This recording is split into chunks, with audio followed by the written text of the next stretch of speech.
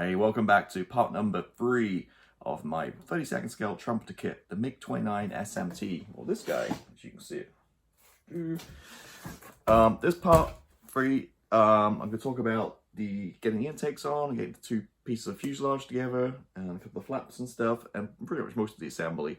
So that's what we're going to talk about today. I'm not going to drag this thing on for months and hundreds of parts and stuff. I'm trying to keep it efficient and snappy. This is part number 3. I think maybe one more part for building, then probably a video for painting, a video for weathering, and maybe a video for the final little touches, the gear, and adding little bits and bobs and finishing up. So probably 4 more parts after this, hopefully, if I can, unless there's any major problems.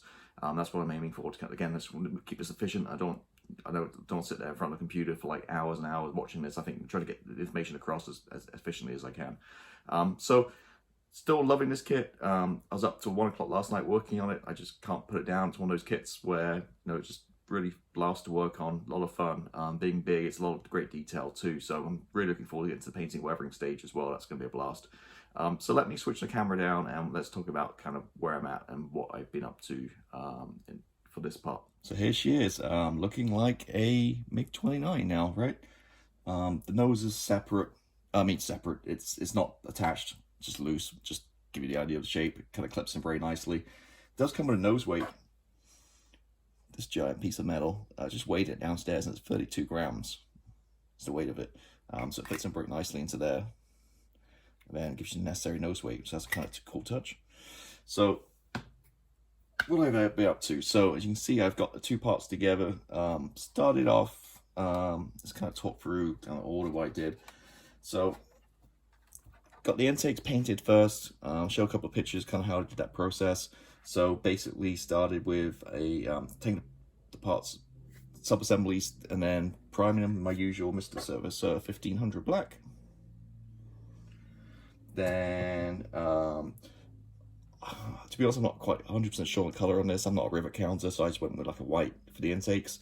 So I just used this guy, acrylic Game Air. Use any white paint. This is what I had at hand. It's already mixed, so it's easy to use. I don't flood the thing with this. Things like the intakes, I really like to kind of like dust it on, so you still get the black underneath, so it gives you kind of the weathering and the dirt kind of look. So just kind of dusted the white on each of the parts, as you can see, and then that's pretty much it for the painting. Oh yeah, and then I masked up before I attached these guys. I masked up and painted this could have like a light ghost gray kind of blue on the bottom. Supposedly, I'm not sure that 100% that is a color, so I used my favorite light ghost gray, which is Tamiya Lacquer LP37, and basically I masked up and I painted the front part, the flap, the doors, and the front part of the intakes, the blue, to make it a little bit easier for later. So what I need to do later is, when I get to paint, I just get one of these big pieces of foam, I just wedge it in, and then I'm just going to paint the whole thing, and we're going to have a perfect line, and it's going to look good. So did that, painted them, and then I attached. Then the instructions call for attaching them, but I didn't do that. Let me tell you why. I actually put the 2 halves together first, just because if I have any issues with fit here or seam lines showing, I'd rather have them down here underneath where the intakes are than on the top where it's more prominent. So I want to make sure this was really fit together really well, the 2 halves. And so I did that first, and they fit fantastically well together. Slight little seam lines, so I just used my usual reaching across here, my Trumpeter seam line scraper. I just ran it across the front part here a couple of times. It took away all the seam. It looks really nice. I'm really happy how it's turning out. Yeah, fit was really nice between those 2 halves. So how I glued them together, pretty much used I used the quick setting cement. So I just kind of did it a part at a time, held it to it glued, and kind of worked my way around the whole thing. There's the seam lines here inside the wing joins you're not going to see because you have the flaps and slats and stuff. So yeah, so I glued the whole thing together. I was like 80% gluing it together, and I realized, yeah, I didn't drill the holes for the pylons. So at that point, I wasn't going to rip the whole thing apart to do it. I was like, I'll just take care of it at a later date. So I did go back through the instructions a couple of times just to make sure I didn't miss anything.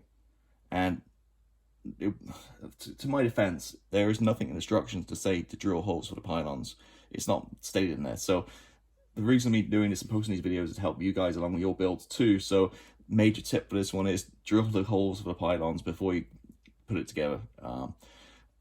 It's not a big deal. I can figure out where to go and I can mark it and drill it. You know, it's not the end of the world. It's, you know, I'll make it. It's just extra work for me to do now. But there are markings, I think, that is kind of marked on the inside of the wing where to drill. But there's nothing in instructions at all to indicate drilling. So yeah, don't tell you what size or anything. So again, just do a couple pilot holes, whatever. Make sure you drill for the pylons. It'll save some work later on, like me. So now I've got to figure out where exactly to go and line it up and drill those holes before I prime it. So that's one thing. So I put the halves together, then I put the intakes on, and they actually fit really good. As I mentioned, back here is my concern in the last video. Actually went on really well. All you have to do is kind of just squeeze. Just kind of hold this way so you can see it. This back here, if you just squeeze it a little slightly, and then so it lines up on this part right here. So if you squeeze till the glue dries, just for 20 seconds or so, till it bites, and you get a good fit. So I've got a good fit there, an okay fit on this side, just a little bit, maybe a little filler, just a tiny little bit, just to fix that seam. And the other side was a really good fit too. That actually went really well too. So really happy how that turned out. And they got those intakes on. It does look like a MiG-29. My brain's not working today. I'm kind of forgetting what I'm working on. So MiG-29. Yeah, so really kind of happy how these turned out. Yeah, so the intakes went on good. Again, nice fit. And then, yeah. So the last thing I did was I put on a couple of the flaps to make sure they fit okay. So that one, yeah, went on fine. 2 parts for each. So I glued the slats and the flap. This flap has ease at the end. Afterwards, I just stuck the little actuator on, which went on no problem. Again, fit perfect. Did the other wing, sorry, can't call them wings, I mean flap. And that flap went on. That fits no problem. I did glue it and I realized, I got to put this guy on first. So this guy's got to be fit first. And then once that's on, you can then get the flap on afterwards. So yeah, just wait. So you really need to get it on before you start painting and priming. So I'll get that on the next video. And then once that's solid, I'll get this other flap on like that. So you can kind of see the difference of the wings. The other wing I've not touched yet.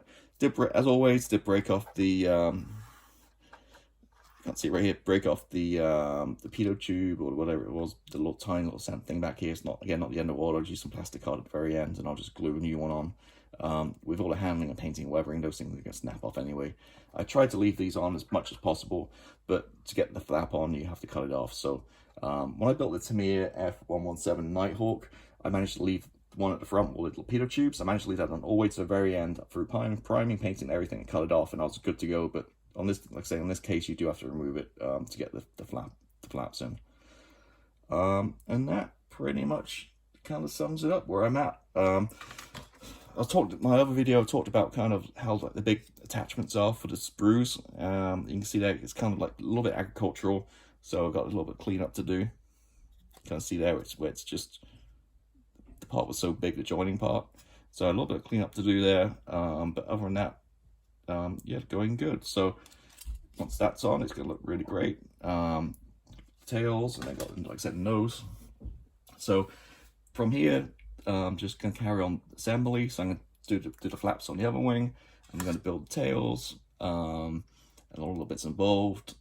Get the nose, weight in the nose, get the nose on, and then the canopy, and then the HUD, and then we're pretty much ready for priming and painting. So it's coming along nicely. So I've been working on this quite a lot, and you see, but the build's pretty much there in terms of the assembly. Looking really nice shape. Loving this kit, as I mentioned. Highly recommend it. Just gotta be a little patient with some of the parts.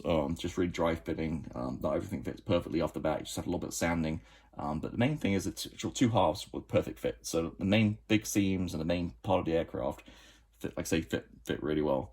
So yeah, so that quick kind of video where I'm at. This is part number 3. Not painted the engines yet, like I mentioned in the last video. I'll do my painting like extra at the end. But my next step will be carry on with the building process and go from there. So Hope you enjoyed this video. Happy modeling, and I'll see you next time. Bye bye.